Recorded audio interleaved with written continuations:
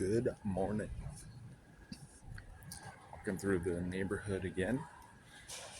Today, I want to talk about 3 things or lessons that I learned this week.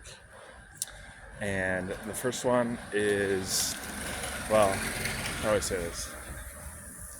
ABA. The first one is come up with some kind of acronym or some way to remember during these topical videos where I actually have things that I want to share. And I learned this yesterday during yesterday's video. That was a video I wanted to talk about, but there were so many things that I put in my notes that I didn't actually figure out how I was going to remember it. So I was just like, oh yeah, and then I'll figure it out, that kind of thing. And I was like, well, I got halfway through and I was like, I don't remember the other points that I was going to talk about. So yeah, that's pretty much it for the first one. The second one, I'm not really sure how many times I need to relearn this lesson, but it was a reminder that eating a burger and fries just destroys my energy. And I think maybe I'm making a big deal, more of a deal or a big deal out of it than it deserves. Maybe. But I mean, look, it was somewhat intentional. I did it on my travel day. I knew I wasn't gonna do a deep work session, but just it was frustrating for me, the fact that I tried to go. Well, I did go to a coffee shop and try to do at least a little bit of shallow work, and I just couldn't focus at all. And maybe it was a combination of that and waking up. Something weird happened that day. I woke up 45 minutes early. So I usually wake up at 6:30, and I woke up at 5:45 in order to catch my 8 o'clock flight. And I woke up and I was just immediately dizzy. And that lasted for hours. I was 45 minutes less. I got a 95% sleep score. It's what? Why did this make such a drastic difference? The only explanation I can think of is that I literally woke up mid sleep cycle rather than at the end of it. But I don't know. So anyway, I was watching this Brian Johnson video, really good. His latest that he just posted yesterday or something. It's this Q&A where he went to Utah and he was doing this talk, and really fascinating, and thought-provoking. There were a couple actionable, concrete items in there, but a lot of it was really just thought-provoking, big ideas. And one of the questions was, the guy was asking sometimes my brain tells me that I want to eat Sour Patch Kids. How do you deal with that, urge or desire? And he told his whole evening Brian Johnson story. But I think the key takeaway from that was something I should probably rewatch it. But it was something you get to a place where the pain suffered from doing that, eating that, becomes not worth it. And I I've been trying to think about that.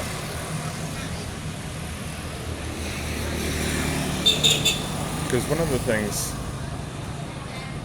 I realized or noticed was yesterday I went on this long walk west and then north to this poke spot, and I passed by this waffle bar, and after my poke bowl dinner, I walked by the waffle bar and I was like, well, I'm like way out here, like 20-minute walk or whatever, 15-20-minute walk. It looks good. It got good reviews.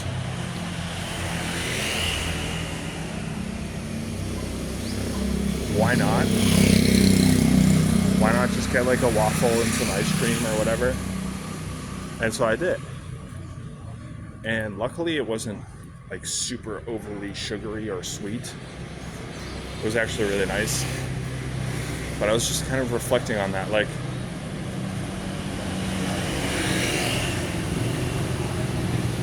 okay, it was a waffle, no sugar in the batter, a Brussels waffle, a sweet mango, some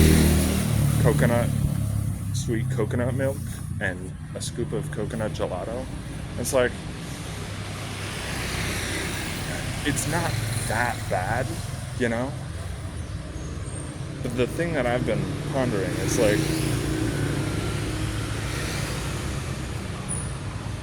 where's the line? Because I'm all for like moderation and the middle way. I think that's is that a Taoist? Either Taoist or Buddhist is the middle way.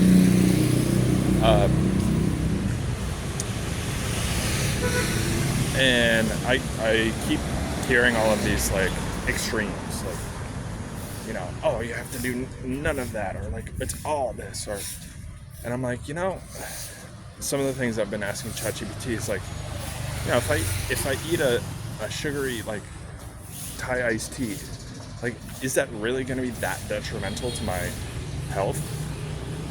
And my understanding is that it's going to spike your blood sugar, but like, as long as you don't continue to have sugary Thai iced teas, like, it's the when you do it consistently, that's the problem. And so I'm like, well, okay, so like, I mean, it's kind of helpful because now I understand that like some sugar every now and then is like not that bad. But I don't know if that mindset leads me down the wrong path. I don't know. That's just what I've been thinking about. So, a long-winded tangent on the learning of how food affects my energy. I just keep coming back to like, if you want a litmus test for what food to eat, this is at least my mindset. Take note of how the food affects your energy afterwards. Like, that's it. That's literally it. When you eat it, do you feel like a slug on a couch, not able to think or do anything? That was me. Or do you actually feel like you can still think? Do you feel like there's not a brick in your stomach? And like, that's to me, it's not that hard, and that's why it's well, what am I saying? It's not that hard. It's not hard to identify what foods affect my energy, if that makes sense.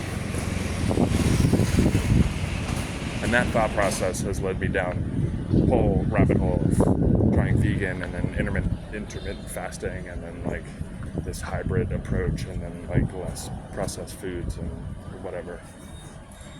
So anyway, the last lesson that I had, the learning I had, is, I don't know how much this is a learning, but from Chiang Mai compared to here, just how much of a difference air quality makes. And this is one of those things that, like, I think you have to experience to really learn and, like, feel what it feels like to have an AQI of 150 or whatever versus 60. Like, what does red look like? What does yellow look like? And what does green look like? And I think I'm just really grateful that I've been able to, I mean, I don't know. Is this weird to say? I feel like I'm very grateful that I've been able to have this experience in Southeast Asia, because it is very common for places to not take care of their air quality. And there are a lot of places where the air quality is just really bad. And it just makes me appreciate, like, first world countries, you know? I'm gonna go back to the US and the AQI is gonna be like 3. And I'm gonna be like, I'm grateful for this, you know? I appreciate this, you know?